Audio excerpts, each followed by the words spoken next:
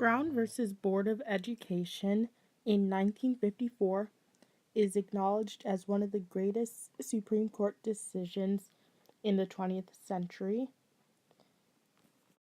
The Supreme Court decided that racial segregation of children in public schools violated the 14th Amendment and Equal Protection Clause.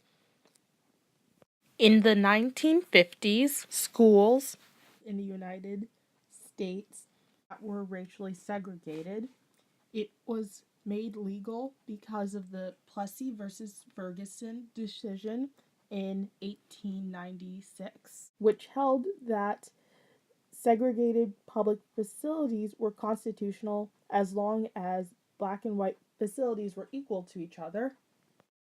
The situation that started this case was when Linda Brown and her sister, who were both African Americans from Topeka, Kansas, had to walk through a dangerous railroad switchyard in order to get to their all-black school, even though there was an all-white school much closer to them and was safer to travel to. Their family believed that having segregated schools violated the 14th Amendment, so they took it to the court. The argument for legalized segregation in schools, according to the federal district court, was that all black schools and all white schools had similar buildings, transportation, curricula, and teachers, and was therefore equal. Even though they decided that segregation in the public school system was harmful to black children. However, the Browns argued that even if the facilities were similar, segregated schools could never be equal to each other. Brown versus the Board of Education led to the integration of public schools and stimulated the civil rights movement. In recent decades, the academic improvement of African Americans has improved dramatically.